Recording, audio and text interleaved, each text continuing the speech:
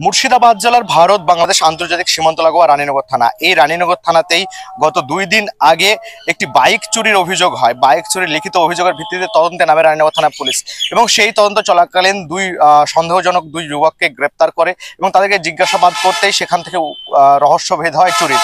Bike চুরি কাণ্ডে আরো মোট 4 জনের নাম উঠে আসে এবং মোট 6 জনকে গ্রেপ্তার করার পাশাপাশি উদ্ধার হয় বাইক চুরি কাণ্ডের বিভিন্ন এলাকা থেকে চুরি হওয়া মোট 15টি বাইক, এবং সেই বাইকগুলিকে বাজেয়াপ্ত করার পাশাপাশি আসল মালিকদের খোঁজ শুরু করে দিয়েছে ইতিমধ্যে রানীনগর থানা পুলিশ কর্মীরা।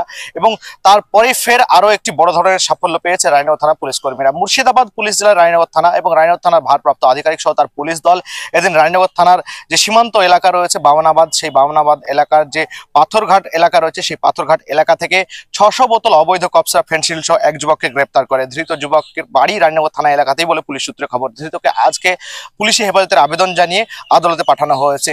5 দিনের পুলিশি হেফাজতের আবেদন জানানো হয়েছে। এই পাচার কাণ্ডে আরো কে বা কারা জড়িত তা জানতে ইতিমধ্যেই তদন্ত শুরু করে দিয়েছে রানীনগর থানা পুলিশ কর্মীরা। ডোমকল মহকুমা পুলিশ আধিকারিক শুভম বাজাজের নেতৃত্বেই বেশ কয়েক দফা বেশ কয়েক জায়গা থেকে অবৈধ কারবার রুখে দিতে সফল হয়েছে রানীনগর থানা পুলিশরা। আর সেই চিত্রই দেখছেন আপনারা, যে আমরা বাইকের চিত্র দেখাচ্ছি, পাশাপাশি কিন্তু অবৈধ কপসা ফেন্সিলের চিত্র দেখাচ্ছি আপনাদের। মুর্শিদাবাদ জেলার রানীনগর থেকে আমরা রুবেল শেখের সঙ্গে রফিকুল ইসলাম, বিগ নিউজ।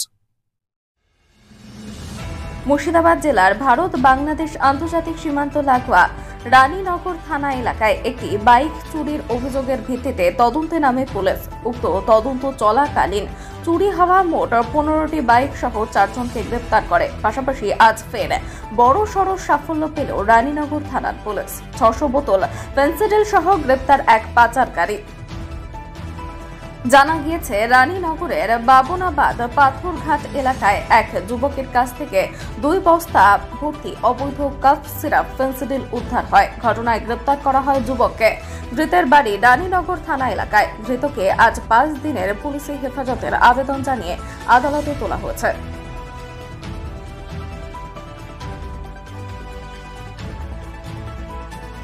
10/2024 तारीख রাইসুদ্দিন শাহ বাড়ি চেকপাড়া থানা রানীনগর ডিস্ট্রিক্ট মুর্শিদাবাদ থেকে রানীনগর পিএস একটি মোটরসাইকেল চুরির কমপ্লেন করেছে। এই নিয়ে Raninagar PS case number 520/24 dated 30 August 2024 under section 303 clause two 112 এবং section 3 clause 5 BNS under case start করা হলো।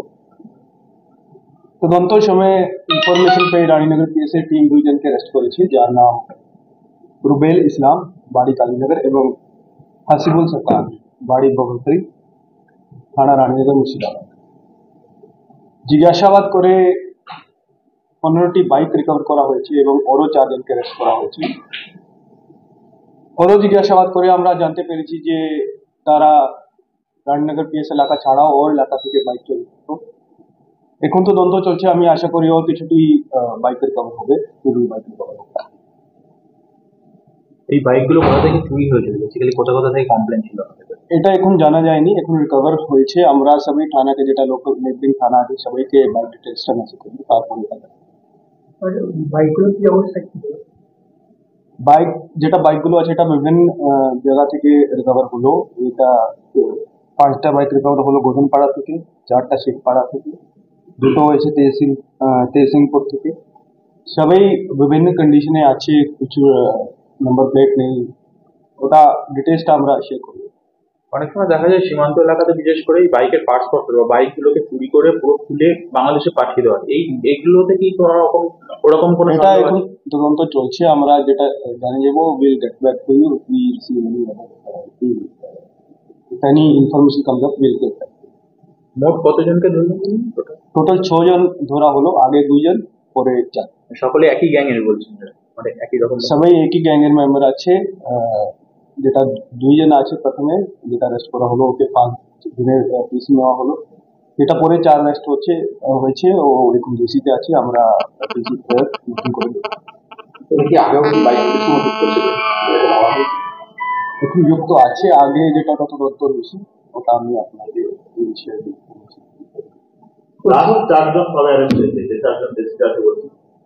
এটা পরে 30 আগস্টে কেস স্টার্ট হলো, তারপরে রুবেল এবং হাসিবুল অ্যারেস্ট হলো, তারপরে জিজ্ঞাসাবাদ করে বিভিন্ন সময় চারজন অ্যারেস্ট করা হলো বিভিন্ন জায়গাতে। যেটা চারজন আমি ডিটেলস বলে দিচ্ছি। ইসরাফুল সরকার গোধনপাড়া থেকে অ্যারেস্ট হয়েছে, বাড়ি গোধনপাড়া। জিনারুল ইসলাম গোধনপাড়া, নজমুল হুদা কার্তিকের পাড়া এবং সেলিম শেখ ঝাউবে। বাইকের কি হয়েছিল বলে পেয়েছে এটা জানা যায়নি। এটা আমরা যেটা বাইকের ডিটেলস আছে এটা সবাই থানা লোকাল নেবরিং থানা আছে, সবাইকে শেয়ার করে দেবো। ওখানে কেস রেজিস্টার্ড আছে ওই বাইক চুরি নিয়ে, তো আমরা এটা জানতে পারি রানীনগর থানা এলাকা যারা অ্যারেস্ট হয়েছে সবাই